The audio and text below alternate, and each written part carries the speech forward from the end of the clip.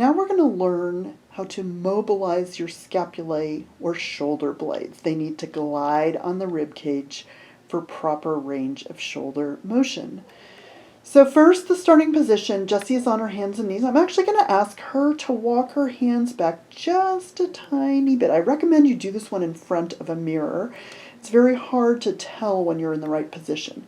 But I want your arms vertical, right beneath your shoulders, and your thighs vertical. And a lot of people will tend to have their knees a little too far back or their hands a little too far forward. Then I want you to imagine that I could balance a glass of water on the back of your pelvis. So go ahead, Jessie, and round your pelvis. So we don't want that. So bring your pelvis parallel to the floor. I could balance a glass of water on the back of your pelvis. And then I want you don't get to sag at the ribs. So go ahead and show sagging at the ribs. Yeah. So what I want you to do is create a little bit of a connection from your front ribs to your pelvis. Good.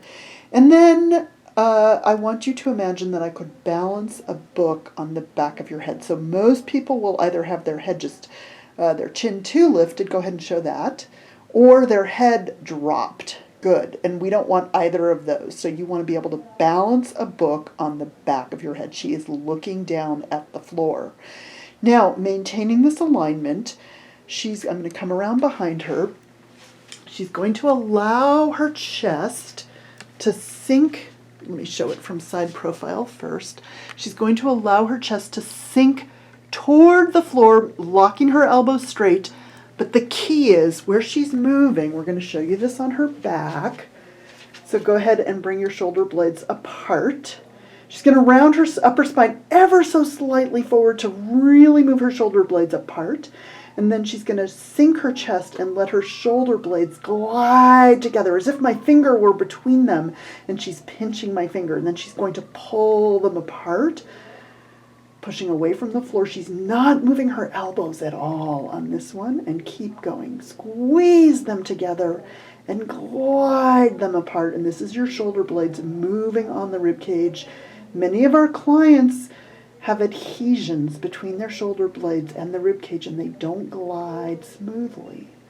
So as long as we're in this position, we're going to go right into scapular stability. So you're going to come to that in-between place where they're neither together nor apart. And I'm going to show you from the side profile. There's a lot of pieces to this puzzle. So now the only place she gets to move is going to be her hip joint, her shoulders, and her elbows. So she's going to maintain her spine in that beautiful alignment. She's going to start bending her elbows, and her forehead is going to approach the floor. Good. Notice how she's not lifting her chin or changing that alignment. So this is what it looks like from side profile. I'm going to come around to her back in a minute.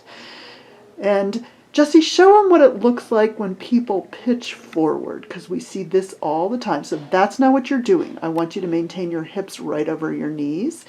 And sometimes people like to sit back, so make sure you're not doing that. So again, you're going to maintain hips over knees and shoulders over wrists. And show them also when people approach the floor how often they lift their chin. Okay.